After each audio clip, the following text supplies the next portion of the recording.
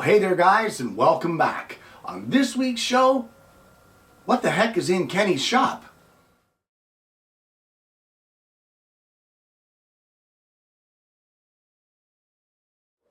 Well, it's January 4th of 2022, and I want to start off today's show by wishing you all a very happy new year. I hope your celebrations were safe. I hope they were happy and healthy, and I wish you all the best in the coming year. So, with that now out of the way, all the niceties, I've been doing this show a long time, guys. I really have. There are well over 500 episodes of this program on my channel, and they are there for the browsing. There's some good, some bad, some fun, some serious, but throughout all of them, they have something in common. And what they have in common is that you guys keep looking around the background, whether I'm working on something or I'm talking about something. I'm always amazed at how much you notice in the back, behind me or beside me. And I receive a lot of comments about, hey, what's that such and such a thing over there on the left? Or what's that such and such a thing over behind your shoulder on the right? And that's what today's show is about. I thought that I would take you through and just show you a few of the fun, quirky, and sometimes bizarre things that Kenny has in his shop. So, without further ado, let's see what the heck's on my walls. Well, the first thing I want to start off with is this. And I actually have two of these. They hang, sometimes when I'm doing my intro for the show, you might be able to see them above the door of the shop. There are two of them that hang there. And this is, or what it was used for, is an old wood gaff. When you would cut your wood or cut your logs or that sort of thing, you could swing this into the log. It would hook and make it so that you could drag it out or pull it where you need it to pull it. And this here belonged to my grandfather, as did the other one. He had these. These were actually stuck up in the rafters of his small little barn on his property. And one year when I went back there, I went into that old barn and I saw them up in the rafters. I asked him what they were for, and I told him how much I liked them and asked if I could have one, and I ended up getting both of them.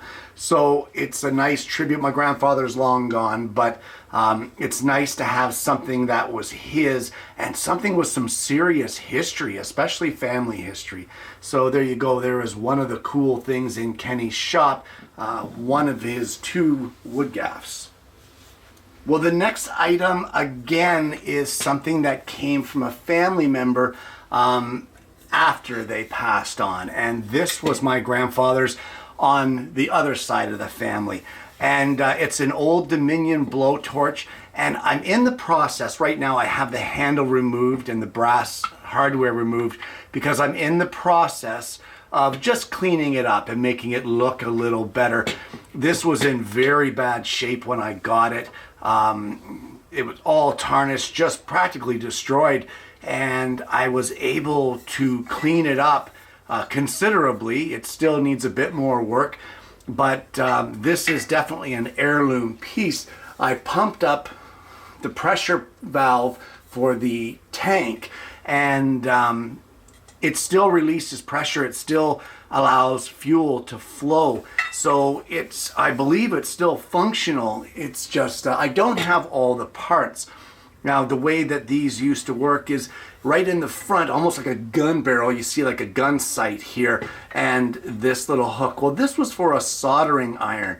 And as the torch would run on low flame, your soldering iron, which was just a solid rod with a handle, that would come down here and hang, be supported and hang in front of the flame. It would heat it and you would be able to do your solder joints. Unfortunately, this was incomplete when I got it and I was missing the soldering iron. It's a shame. I would have liked to have that.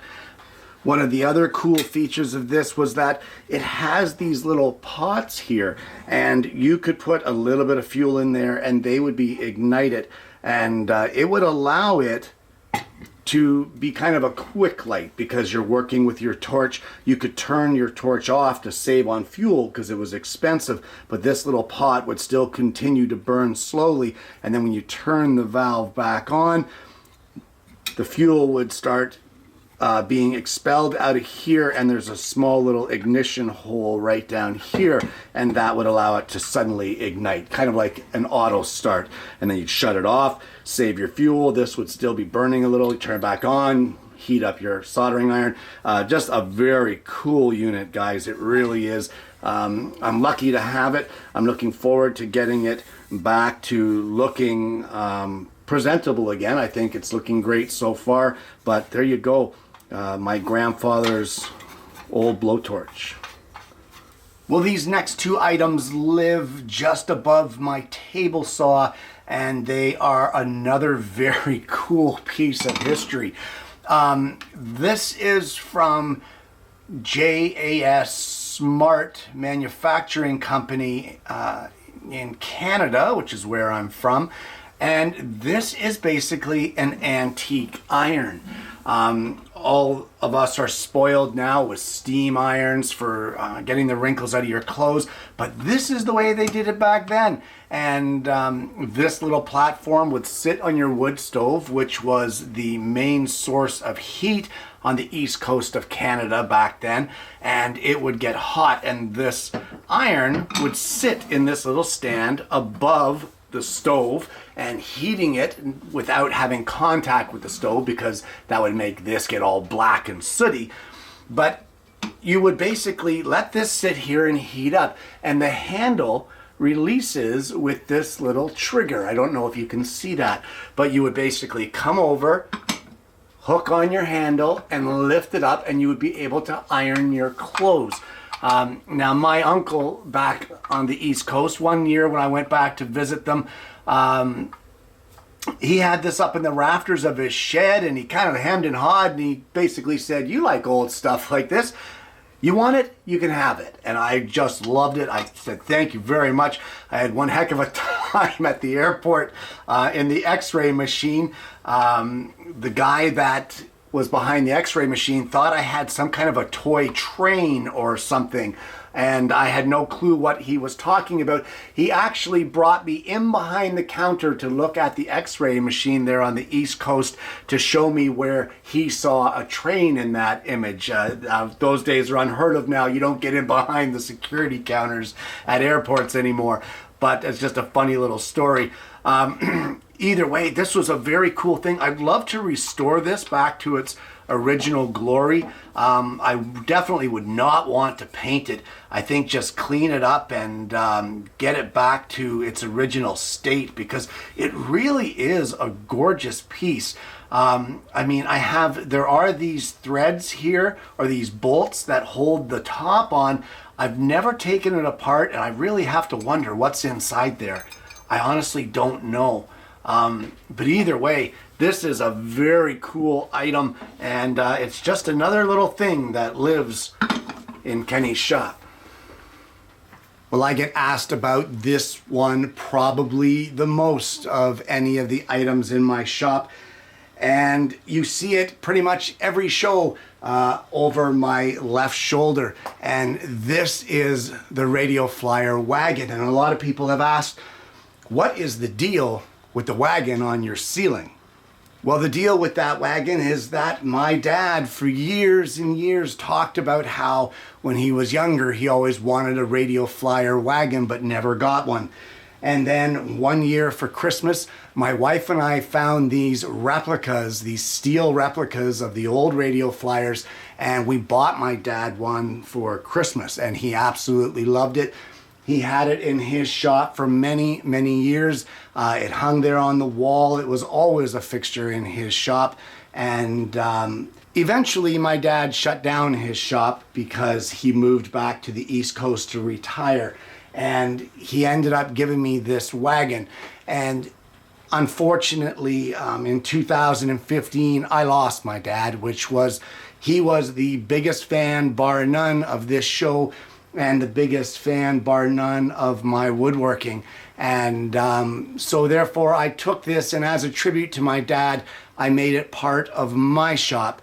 And I didn't take it down because inside that wagon is little mementos of my dad and things that remind me of him. So that is the story of the Radio Flyer wagon.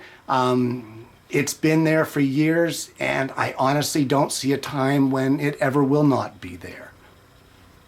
Well, this next item is probably one of the more bizarre things that I have in my shop, and it's this. This is a stuffed mink. And for years, my dad owned this, and it used to be on a piece of driftwood. His tail was in better shape. Right now his tail is kind of falling apart. Pieces of it are coming off. So I'm going to try to handle it as little as possible here. But he had this. It was given to him as a gift. And it was mounted, like I said, on a piece of driftwood. And over the years, it got worse and worse. And his jaw fell off. And, you know, he was looking worse for wear. He fell off the log. The log got broken. And Dad said, okay, you know what? I don't need this thing anymore. And he threw it out. And I managed to salvage this and get it into my shop as my shop mascot. Now, he doesn't have a name. I don't know. Maybe you guys could name him. I don't know. What do you think? What should I name him? But he's been in my shop for quite some time. He's kind of a reject. Nobody wanted him. He was all by his lonesome, and I had to give him a home. And here you go. So I'm surprised I haven't gotten more comments of this, because it does live right above my table saw. It's in plain view of most videos where the table saw is involved. I'm surprised I haven't gotten more views, or sorry, more questions on this. But now you know it's there. I'm sure I'm going to be getting comments now. So there you go. There is the shop mascot, Mink. Well, on the back wall, just to the left of my door, if you're facing it, are a bunch of these. I have to be careful because these things are like razors. And there you go. And these are hanging there in a cluster on the wall. And these barbaric looking things, believe it or not, are jigs for catching squid. And how they work is that these are tied end to end, just like this, and they are with a much larger gap in between each one, several feet in between each one, and they are kept on a large reel. And the last one is weighted, and they are lowered down into the ocean. And essentially, you lower them till they hit bottom. And when they hit bottom, you start reeling them slowly back up. And at some point in time, you're going to feel a little tug on that line.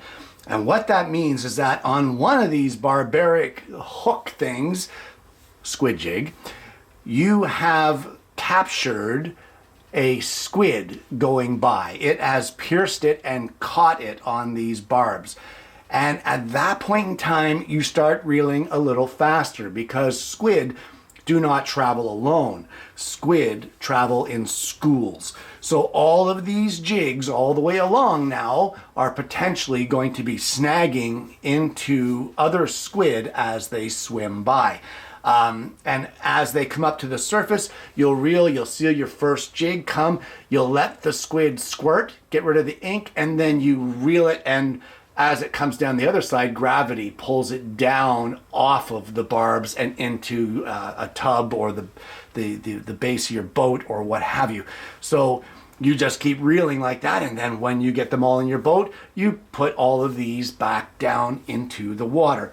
And story is, why would I have these? Well, when I was young, and what I would do is I would go back to the east coast of Canada, and I would spend some parts of my summer catching squid.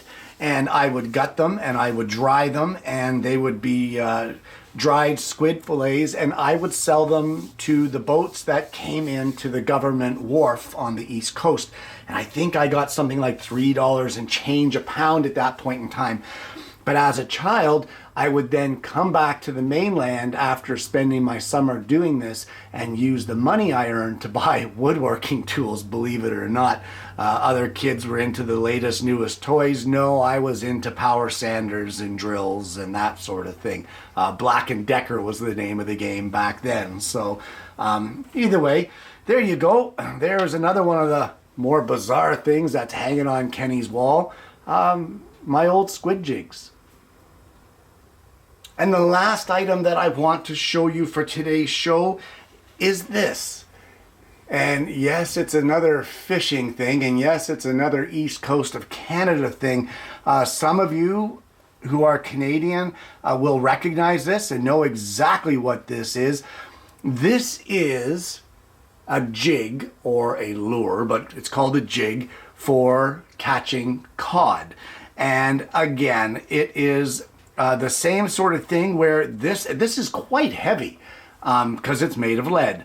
And you would throw this overboard attached to a very solid line, and then standing at the edge of your boat, you would pull very hard and abruptly on this line. And this jig would sail up through the water, and then it would come back down to the bottom. You'd pull it again, and then it would go back down. You pull it again.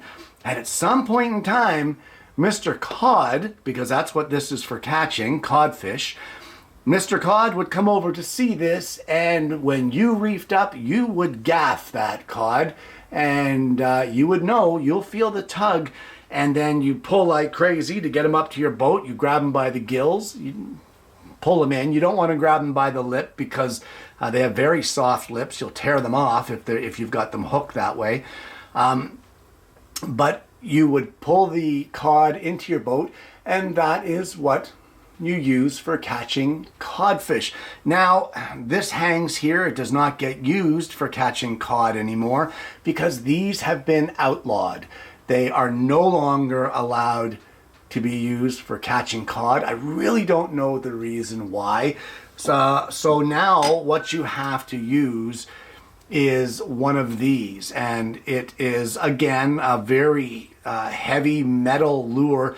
The fishing method is basically the same, except you don't jig it. You can jig it, but what it is now you've got these treble hooks, and they're a much smaller hook than the old Gaff style of years ago.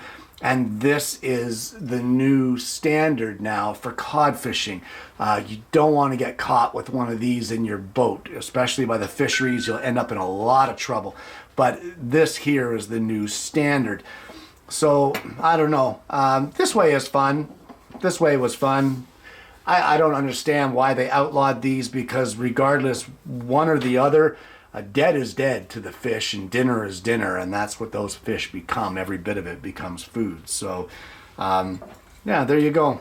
There you go. Some of the things that are on the back wall. Some of my cod jigs of now, and some of my cod jigs of old. And there you have it. What the heck is that in Kenny's shop? Guys, this has been a lot of fun today. A little walk down memory lane for me for some things, like my grandfather's torch or my dad's wagon.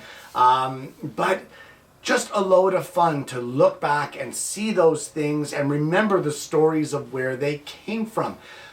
If you have your own shop, this is one of those things that over the years you just accumulate this stuff. And you know, guys, don't just throw it away. Hang on to some of it. I wouldn't suggest keeping everything under the sun, but there are certain things that you keep, and when you look back on it in years to come, you do have those memories. And fortunately for me, I am very lucky that I have a format like this show to both relive those memories for myself and to share it with you guys. And I hope you've enjoyed it. If you haven't already, guys, please consider liking and subscribing to the channel. Click that bell, and then you won't miss the notifications of future episodes of the show. I hope you've enjoyed today's content, guys. I hope this becomes a regular feature because it's been fun. If you guys enjoy it, I'll continue to do it. And I also hope you are going to join me throughout 2022 and next Tuesday, Friday, all of those, but I hope you're going to join me next week when I bring you yet another Alternative Tuesdays. Happy New Year, guys.